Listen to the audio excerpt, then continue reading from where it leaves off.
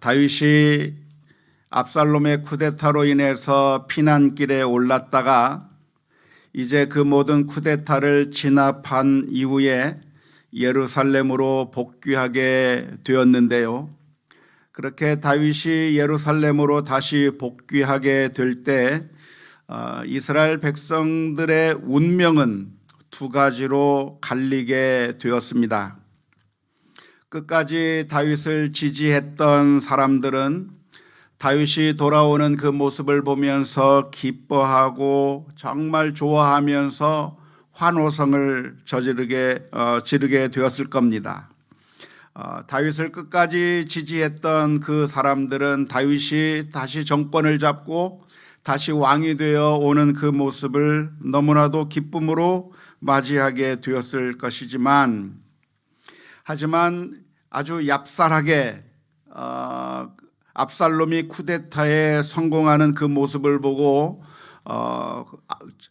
재빠르게 압살롬 편에 서서 다윗을 향해서 저주하고 다윗을 향해서 돌을 던졌던 사람들은 굉장히 난처한 상황을 직면하게 되었습니다. 그들이 믿었던 압살롬은 죽어버렸고, 자신들이 저주했고 자신들이 돌을 던졌던 그 다윗 왕이 이제는 복권돼서 다시 왕으로 돌아오게 되었기 때문에 정말 곤란하게 된 것이죠. 그 가운데 대표적인 사람, 다윗이 피난길에 올랐을 때 다윗을 향해서 돌을 던지며 다윗을 저주하고 욕했던 대표적인 인물이 하나 있는데요. 그가 누구죠? 시므이입니다. 오늘 본문에 등장하는 바로 그 시므이가 대표적으로 다윗을 미워하고 저주하고 욕하고 다윗이 피난길을 떠날 때 조롱하면서 비웃었던 사람이 바로 시므이라고 할 수가 있겠습니다. 그런데 그 시므이의 운명은 정말 난처하게 되어버렸습니다. 자기가 그 다윗을 비웃고 조롱하면서 돌을 던지고 저주했는데 그 다윗이 복권돼서 이제는 왕으로 다시 세워지게 되었고, 자기가 믿었던 그 압살롬은 이제 죽어버렸기 때문에 곤란한 상황 가운데 처하게 된 것입니다. 그때 이 시므이는 잽싸게 요셉 지파 사람들을 데리고 이스라엘 민족들을 이끌고 다윗 왕 앞으로 나와서 다윗 왕 앞에 엎드렸습니다. 그리고 다윗 왕 앞에 자비를 구하게 되었습니다. 참 그 모습을 보면서 참 인간의 모습이 너무나도 참 초라하다는 것을 보게 됩니다. 다윗이 피난길에 갔을 때는, 피난길에 올랐을 때는 그렇게 욕하고 저주하던 그 살기가 등등하고 의기양양했던 바로 그 시므이가 이제는 다윗이 왕으로 복귀하는 그 과정 가운데서 그 다윗 왕에 엎드리는 그 모습, 이제는 그 다윗 왕 앞에 자신이 욕하고 저주했던 그 다윗 왕 앞에 엎드려서 살려달라고, 이제는 좀 자비를 베풀어 달라고, 긍휼을 베풀어 달라고 빌고 있는 그 모습이 너무나도 처량해 보이지 않을 수가 없습니다. 이 장면을 보면서 우리가 배워야 할 하나의 교훈이 있다고 한다면, 그것은 비록 우리가 이 세상에서 살아가고 있지만 이 세상의 왕에게, 이 세상을 잡고 있는 것 같은 그런 세력에 굴복하며 살 것이 아니라, 우리는 비록 이 세상에 산다고 할지라도 천국 시민으로 살아야 한다고 하는 사실을 다시 한번 상기하는 귀한 시간이 될 수 있기를 주님의 이름으로 축원합니다. 우리가 살고 있는 이 세상은 어떤 세상입니까? 지금 우리가 발을 붙이고 살고 있는 이 세상은 어떤 세상인가요? 이 세상은 마치 압살롬이 쿠데타를 성공해서 다스리는 것과 같은 세상에 우리가 살아가고 있습니다. 다윗은 쫓겨나 버렸고 그리고 다윗은 지금 도망가 버린 상태인데 그 사이에 압살롬이 쿠데타를 일으켜서 새로운 왕으로 등극해서 이스라엘 민족을 다스리고 있는 것과 비슷하게 지금 우리는 어떤 세상에 살고 있냐면 하나님은 없는 것 같고 하나님은 이 세상을 다스리고 있지 않는 것처럼 보이는 세상에 살아가고 있습니다. 이 세상이 다스림을 받고 있는데 이 세상을 다스리는 자가 누구냐? 여러분, 이 세상을 다스리는 게 누구라고 생각을 하세요? 하나님이라고 우리는 믿으면서 사는데 실제로 우리가 피부로 느끼고 실제로 우리가 만나는 현장에서 우리는 어떤 느낌을 받으면서 사냐면 하나님은 어디론가 사라져버리고 도망가버리고 피난가버리고 하나님은 느껴지지 않는 것 같은 그런 세상에 우리가 살아가고 있는 거예요. 그러면 누가 이 세상을 다스리고 있는가? 돈이 이 세상을 다스리는 것처럼 느껴지는 이 세상 가운데서 우리가 살아가고 있는 겁니다. 그래서 우리가 하나님 앞에 굴복하기보다는 돈의 신 앞에 굴복하면서 그 만몬의 신, 돈의 신이 우리를 살릴 것이라고 생각하면서 우리 모두가 다 그 만몬의 신 앞에, 돈의 신 앞에 엎드리면서 그 앞에 굴복하며 살아가는 모습이 바로 오늘날 이 세상에 살고 있는 수많은 사람들의 모습이라고 할 수가 있겠습니다. 무소유를 내세우는 종교도 무소유를 설파하고 마음을 비워야 하고 멈추고 그러면 행복할 것이라고 가르치는 종교도 알고 보면 그 뒤로 들어가서 보면 돈의 위력 앞에서 굴복하고 있는 모습을 우리들이 목도하는 경우가 너무나도 많이 있습니다. 이 세상이 다른 것에 의해서 움직이는 것이 아니라 돈의 힘에 의해서 움직이고 있는 것처럼 사람들은 느껴져서 그 순간에 하나님을 믿어봤자 아무 소용도 없는 것이고 정말 바르게 살아도 아무런 힘도 없는 것이고 오로지 이 세상의 정의는 무엇이냐? 돈이 정의이고 돈의 힘에 따라서 이 세상의 모든 것들이 움직여 나간다고 생각하고 거기에 굴복해서 그 체제 속에서 살아가려고 하는 것이 오늘날 우리들의 모습이라고 말할 수 있습니다. 갑질을 하고 억압을 하면서 살아가는 게 이 세상에서 살 수 있는 유일한 방법이고 이 세상의 방법대로 따라 살아야 성공할 수 있는데 하나님의 말씀대로 살면 그것은 망하는 길처럼 보여서 그래서 우리는 더 이상 하나님의 말씀대로 살 수 없는 시대를 살아가고 있는 겁니다. 주님의 말씀에 의하면 온유하라고 말씀해 주셨지만 온유한 모습을 가지고 살아가면 무시당하고 사람들로부터 인정받지 못하고 정말 깔봄을 당하면서 살 수밖에 없는 삶을 살 수밖에 없기 때문에 온유한 자의 삶을 포기하면서 살아가는 모습이 보이는 것이죠. 의로운 일을 해야 될 텐데 의롭게 살면 손해만 당하고 의롭게 살면 정말 보상을 받는 것이 아니라 오히려 더 고통스럽게 살아가는 그 모습을 보면서 이 세상의 방법에 굴복하며 살아가게 되는 것이죠. 긍휼을 베풀고 자비를 베푸는 삶보다는 화평의 길을 가고 깨끗한 마음을 가지고 사는 것보다는 이 세상에 더럽고 추한 모습을 가지서라도 수단과 방법을 가리지 않더라도 돈만 확보하게 된다고 하면 그러면 이 세상에서 잘 살 것 같은 그런 유혹 앞에 우리가 살아가게 되는 것이죠.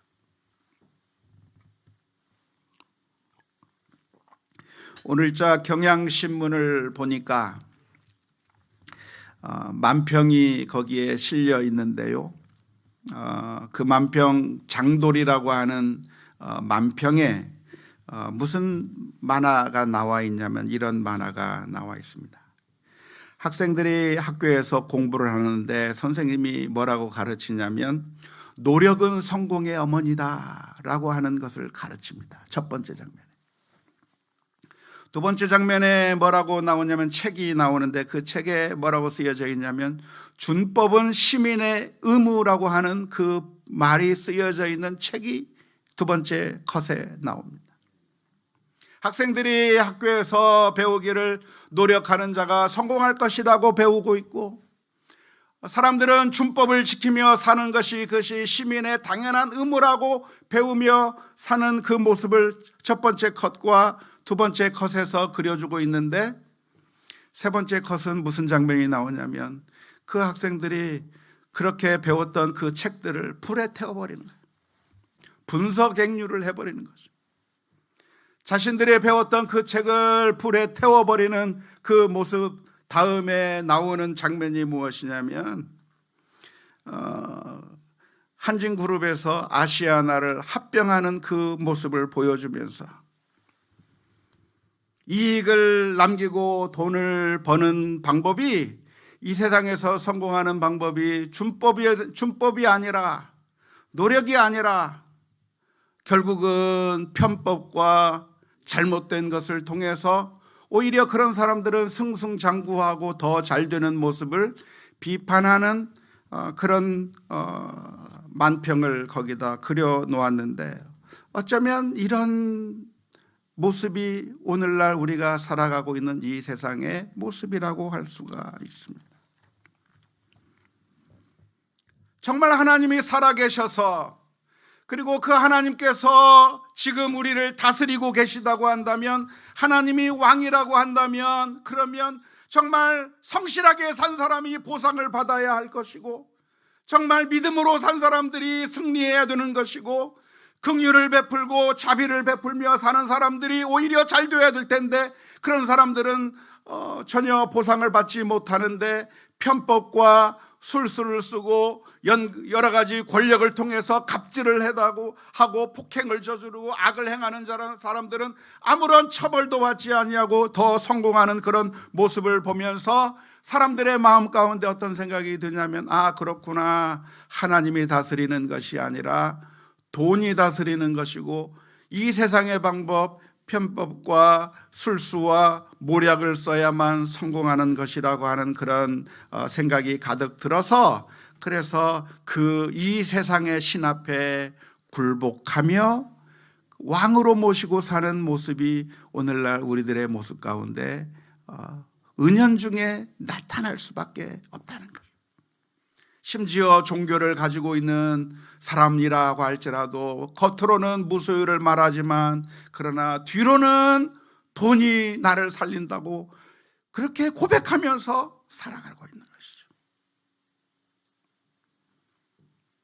그런데 오늘 사무엘하 19장의 말씀을 읽으면서 다윗이 다시 왕으로 복권하는 그 앞에 한때 압살롬에게 붙어서 다윗을 비난하고 조롱했던 그 시므이가 다윗 왕 앞에 엎드려서 목숨만 살려주세요, 제가 저질렀던 그 과거의 잘못들을 이제는 잊어버리시고 제발 목숨만은 살려달라고 하면서 엎드리는 그 시므이의 모습을 보면서 오늘 저와 여러분들이 기억할 것이 있다고 한다면 결국 그 옛날 다윗이 복권된 것처럼 하나님께서 통치하시는 날이 올 것이고, 하나님께서 다스리는 세상이, 그 천국이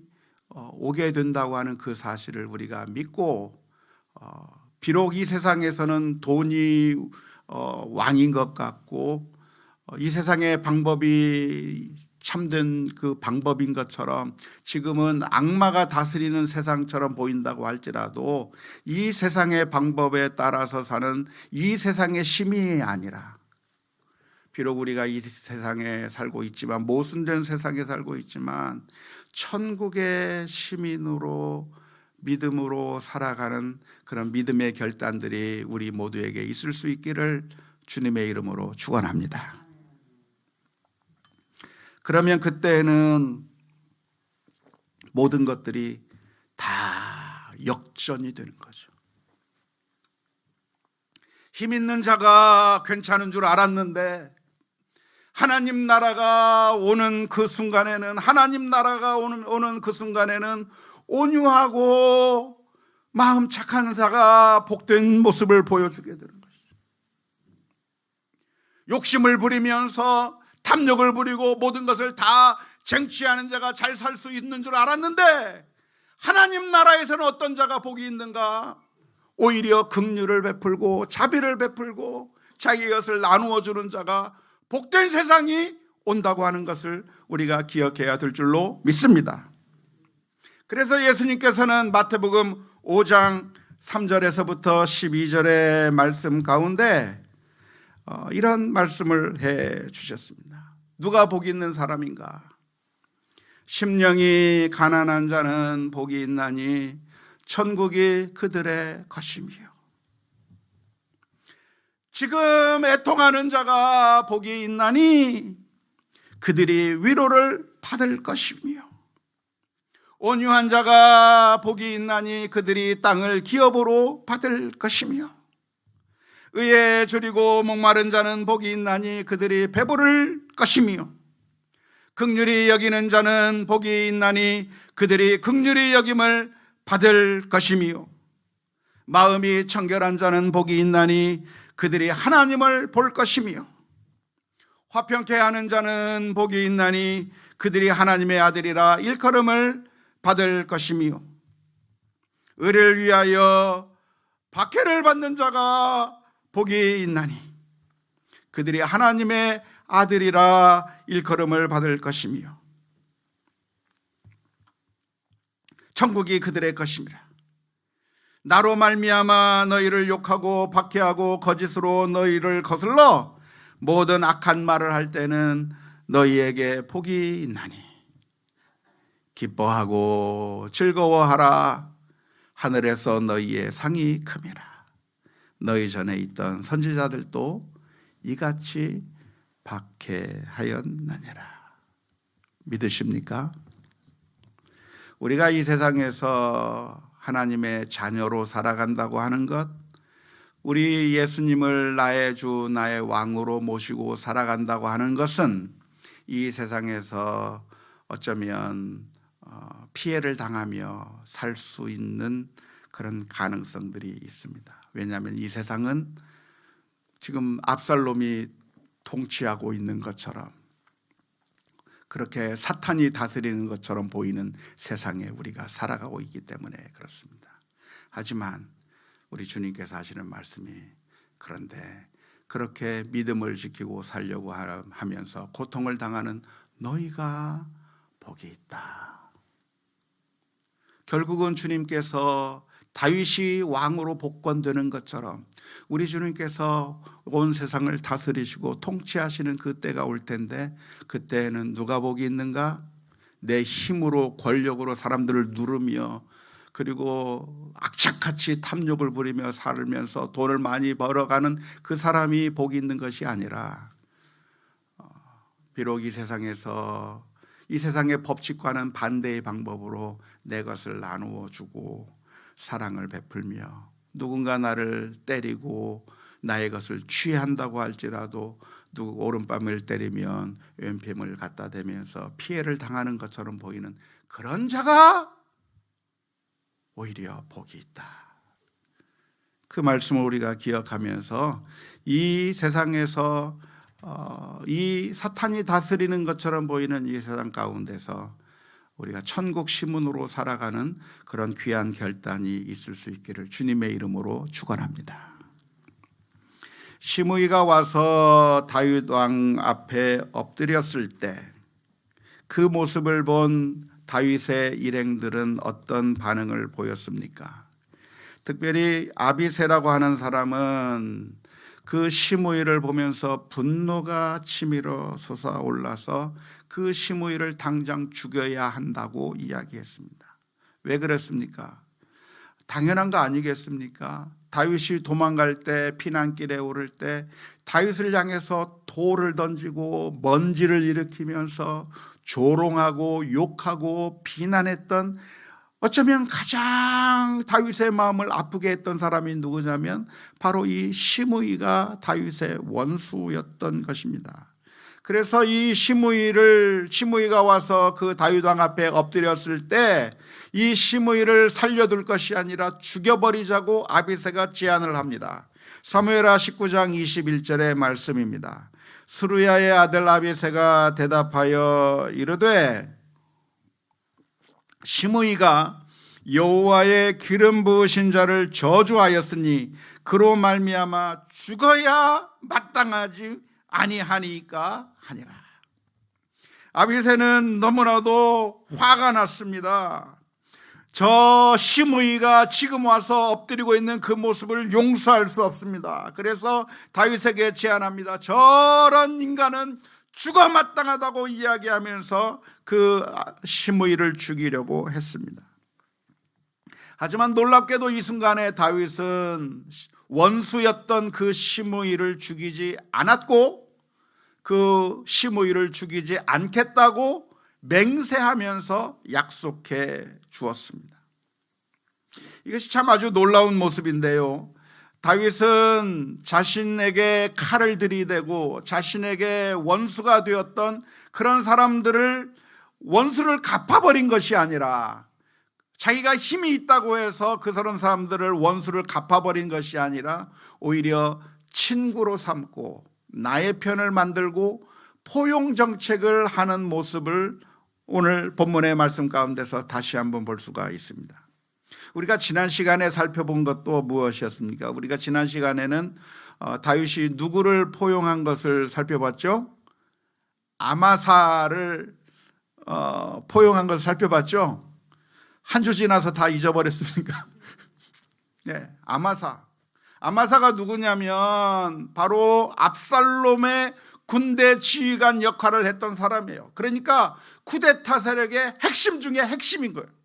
그런데 바로 쿠데타 세력의 핵심 인물이었던 그 아마사를 다윗이 죽여버린 것이 아니라 아마사를 자기 편으로 포용하면서 약속하기를 내가 너를 차기 군대 지휘관으로 삼겠다고 약속하면서 자신과 적대했던 사람을 포용하고 자기 편으로 만들고 자기의 군대 지휘관으로 삼겠다고 약속했다고 하는 것을 우리가 지난 시간에 살펴보았습니다. 이것이 아주 중요한 것이라고 말씀을 드렸는데요. 우리가 사람들을 적을 삼으면 결국 그 피해는 누가 당하냐면 고스란히 나 자신이 당하게 되어 있습니다. 사람들을 적으로 만들면 결국은 그 적을 만드는 것은 어떤 것을 의미하냐면 내 자신이 외톨이가 되는 것을 의미하는 겁니다. 사람을 적을 만들면 결국 손해를 누가 보는가? 누가 본다고요? 내가 보는 겁니다. 그게 바로 사울 왕의 방식 아니었습니까? 사울이 다윗을 자신의 편으로 만들면 다윗과 함께 황금 콤비를 이루어서 엄청난 유익을 누릴 수가 있었음에도 불구하고 다윗을 적으로 만들어버리고 그리고 죽이려고 들었기 때문에 다윗의 도움을 전혀 받지 못하고 결국 사울이 죽을 수밖에 없었던 것인데, 그런데 그를 친구로 삼으면, 적으로 만드는 것이 아니라 친구로 만들면 결국 유익한 것은 누군가? 내가 유익하다고 하는 사실을 분명하게 기억해야 될 줄로 믿습니다. 그래서 오늘 우리들은 삶의 매 순간순간마다 모든 사람을, 나를 반대하던 사람이든 나를 미워하는 사람이든 그 모든 사람들에게 사랑을 베풀고 손을 내밀고 밥 한번 같이 먹자만 말하고 선물 있으면 선물도 주고, 그래서 모든 사람들을 나의 친구로 만들어버리는 그런 하나님의 자녀다운 모습들을 우리가 가져야 될 줄로 믿습니다. 그렇게 하시겠습니까? 아멘. 그런데 지금 다윗에게 아비새가 뭐라고 이야기하냐면 친구로 만들지 말고 죽여버리라는 겁니다. 시므이를 죽이라고 말하는 이 아비새의 이 말은 좋은 말입니까? 잘못된 말입니까? 성경적 관점에서 보면 잘못된 말이죠. 엄격하게 말하면 어떤 말이라고 말할 수가 있겠습니까? 사탄의 음성과 같은 것이죠. 그런데 그 사탄의 음성과 같은 소리가 누구에게서 들립니까? 바로 다윗에게 가장 충성스러운 사람의 입을 통해서, 그리고 다윗을 가장 위한다고 하는 포장을 쓰고서 어떻게 전달이 되나요? 사탄의 말이 전달이 되는 거죠. 이게 우리들의 삶 가운데서도 자주 발생하는 겁니다. 나를 아껴주는 사람, 나를 가장 위하는 사람, 내 마음을 가장 알아주는 바로 그 나의 친구가, 나의 아내가, 나의 남편이, 우리 자녀들이, 우리 부모들의 입에서 나를 위해서 해준다고 하는 바로 그 말이 사실은 나를 위하는 말이 아니라 사탄의 음성을 우리들에게 전달해 줄 수 있다고 하는 그 사실을 우리가 분명하게 기억해야 합니다. 아비새는 누굽니까? 다윗에게 평생 충성스러운 신하였습니다. 하지만 그 충성스러운 신하의 입에서 다윗을 살리는 조언이 나온 것이 아니라 다윗으로 하여금 사탄의 길을 가게 만드는 그런 잘못된 충언을 하는 거죠. 잘못된 조언을 하는 거죠. 그러면 그 말을 분별해야 되는 거예요. 나를 사랑해주는 사람의 말, 나를 이해해주고 나를, 내 마음을 이해해주는 사람의 말이라고 할지라도 과연 그 말이 하나님께서 원하시는 말인지 아니면 사탄의 음성인지 분별해야 되는 거예요. 예수님을 향해서 말을 했던 사람이 누군가요? 베드로예요. 베드로가 예수님에게 무슨 조언을 합니까? 예수님, 십자가 지지 마십시오. 죽지 마십시오. 희생하지 마십시오. 그런 조언을 하는 겁니다. 왜 그런 조언을 합니까? 베드로가 예수님을 미워하기 때문에 조언을 하는 것이 아니라 베드로가 예수님을 너무나도 사랑하고 예수님이 나의 주, 나의 하나님이라고 고백하고 예수님을 너무나도 사랑하는 마음에서, 충성스러운 마음에서 예수님에게 조언을 하는데 그 조언이 정말 좋은 조언이 아니라 무슨 조언이에요? 이건 사탄의 음성인 겁니다. 그 순간에 예수님께서 뭐라고 말씀하셔요? 사탄아, 물러가라! 너는 나를 넘어지게 하는 자로다. 오늘 저와 여러분들이 분별해야 될 것은 누구의 말을 분별해야 되는가? 나의 가장 가까운 사람의 말을 분별해야 되는 거예요. 아내의 말을 분별해야 되고 남편의 말을 분별해야 되고 자녀와 부모의 말을 분별해야 돼요. 과연 이게 하나님께서 원하시는 그런 선하신 뜻인가? 아니면 우리를 넘어뜨리게 하는 사탄의 음성인가를 분별해야 되는 거예요. 그래서 로마서 12장 2절 말씀에 이렇게 기록합니다. 너희는 이 세대를 본받지 말고 오직 마음을 새롭게 함으로 변화를 받아 하나님의 선하시고 기뻐하시고 온전하신 뜻이 무엇인지 분별하도록 하라. 다윗은 놀랍게도 그 순간에 아비새의 달콤한 그 말에 속아 넘어간 것이 아니라 다윗은 하나님의 뜻이 무엇인가를 분별하였습니다. 사무엘하 19장 22절에 다윗이 이렇게 이야기를 합니다. 다윗이 이르되 수르야의 아들들아, 내가 너희와 무슨 상관이 있기에 너희가 오늘 나의 원수가 되느냐? 오늘 어찌하여 이스라엘 가운데 사람을 죽이겠느냐? 내가 오늘 이스라엘의 왕이 된 것을 내가 알지 못하리요. 다윗은 이 아비새의 말을 분별해서 이것이 나를 사랑하는 충신의 입에서 나온 말이지만 충성스러운 말이 아니라 사실 원수가 되는 말이라고 하는 사실을 분별해낸 것이죠.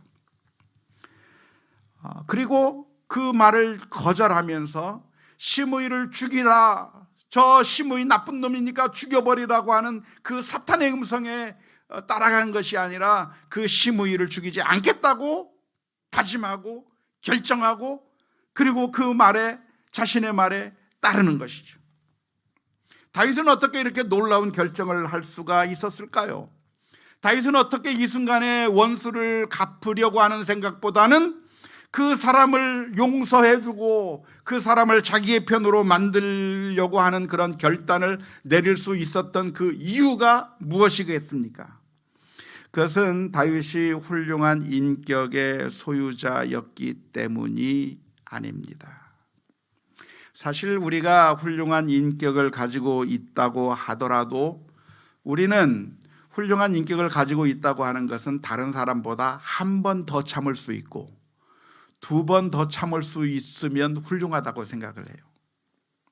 그런데 아무리 인격이 훌륭하다고 하더라도 한계가 있는 것이죠. 한 번 용서하고 두 번 용서할 수 있겠지만 세 번째도 용서가 가능할까요?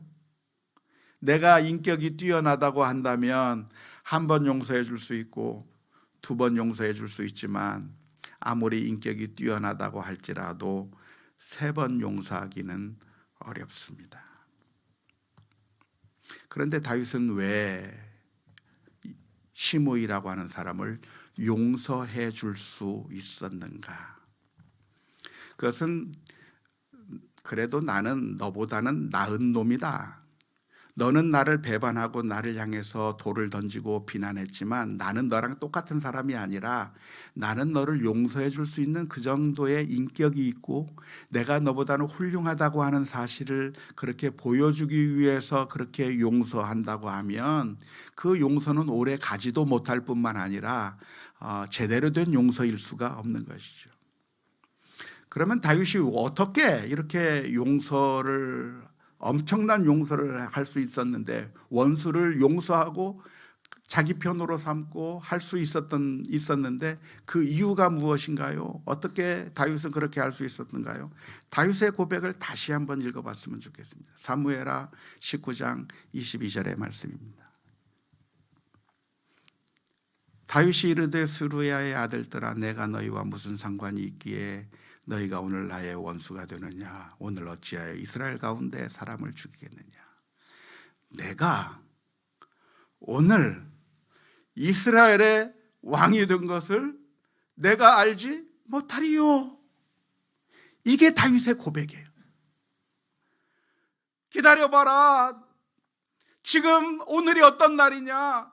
내가 다시 이스라엘의 왕이 된 날이다 라고 하는 그런 고백을 하고 있는 것이죠. 그 말이 무슨 의미인가요? 내가 이스라엘의 왕이 되었다라고 하는 그 고백 속에 담겨져 있는 그 내용이 뭡니까? 내가 이스라엘 민족의 왕이 되었다고 하는 그 고백의 의미가 무엇인가요? 그 고백의 의미가 무엇이냐면 내가 누구냐? 나는 죄인이라고 하는 거예요. 나는 왕이 될 자격이 없다는 거예요. 왜? 다윗은 파렴치범이었기 때문에 그래요.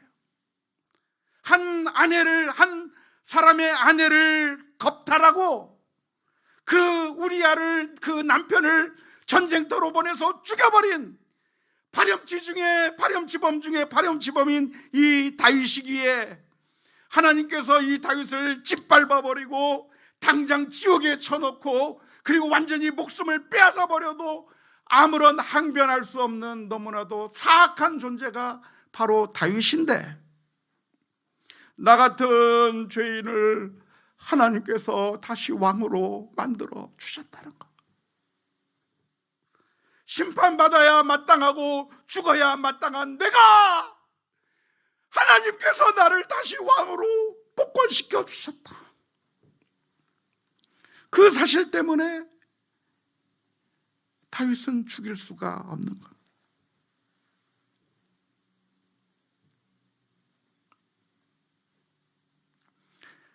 용서는 어디에서 나오는가? 내가 너보다는 뛰어난 사람이기 때문에 에서 나오는 것은 용서가 아닙니다. 그것은 교만일 뿐이고 그것은 자기 자랑일 뿐입니다. 하지만 다윗의 용서는 어디에서 나오냐면 내가 죽일 죄인인데 하나님께서는 나 같은 사람도 용서해 주셨고 용서해 주실 뿐만 아니라 다시 왕으로 복권시켜 주시는, 사실 압살롬에 의해서 죽임을 당해야 마땅했고 완전히 박살이 나야 마땅한 나를 하나님께서는 나를 다시 회복시켰었어. 그래서 왕의 자리로 다시 올려주시는 그런 말도 안 되는 일을 내가 경험하게 되었다고 한다면, 그렇다고 한다면 이제는 나는 하나님으로부터 10,000데나리온의 용서를 받은 사람인데 어찌 100데나리온 빚진 사람의 그 죄를 내가 추궁할 수 있겠는가? 다윗은 그래서 고백합니다. 내가 왕이 되었으니, 나 같은 놈이 왕이 되었으니 어찌 사람을 죽일 수가 있으며 어찌 내가 교만한 마음을 가질 수가 있겠는가 하는 것이죠. 사실 내가 왕이 되었다고 하는 이 말은 두 가지 방향으로 결론을 낼 수 있는 말입니다. 이제는 내가 왕이 됐으니 이제는 내가 내 맘대로 하겠다. 이제는 내가 이스라엘의 왕이니 내 뜻대로 하겠다 라고 하는 결론을 낼 수도 있는 말이 내가 왕이 되었다고 하는 말입니다. 그러나 동시에 그 말은 나 같은 사람이 왕이 되었으니 나는 더 이상 사람들을 미워할 수 없고 원수를 갚을 수 없다고 하는 겸손의 말로도 사용될 수가 있는 것인데, 사울은 그 전자와 같은 표현으로 반응을 했다고 한다면 이 다윗은 후자로 나와 같은 죄인을 살리신 그 은혜에 너무나도 고마워, 그 생각으로 심의를 바라본다고 하는 것이죠. 사랑하는 성도 여러분, 우리는 누구입니까? 어떤 의미에서 우리는 다윗과 같은 사람들입니다. 허물이 많고 죄악투성이인 우리들을 하나님께서 심판하신다고 하더라도 우리들은 아무런 항변할 수도 없는 연약한 죄인들입니다. 그런데 우리를 살리시기 위해서 하나님께서는 하나밖에 없는 그 아들을 십자가에 내어주셨습니다. 그 보혈의 피의 은혜로 인하여 우리가 용서받고 하나님의 자녀가 되었다고 한다면 이제부터 우리의 삶은 늘 감사의 삶이 되어야 될 줄로 믿습니다. 용서하는 것이 당연한 것이고 이웃을 향해서 사랑을 베푸는 것이 당연한 것이고 주님의 은혜를 날마다 감사하며 매 순간순간마다 찬송하며 살아가는 것이 그것이 당연한 삶인 줄로 믿습니다. 원하기는 우리들의 삶 가운데서도 주님의 은혜를 늘 기억하며 감사하며 믿음으로 승리하며 살아가는 우리 모두가 다 될 수 있기를 주님의 이름으로 축원합니다.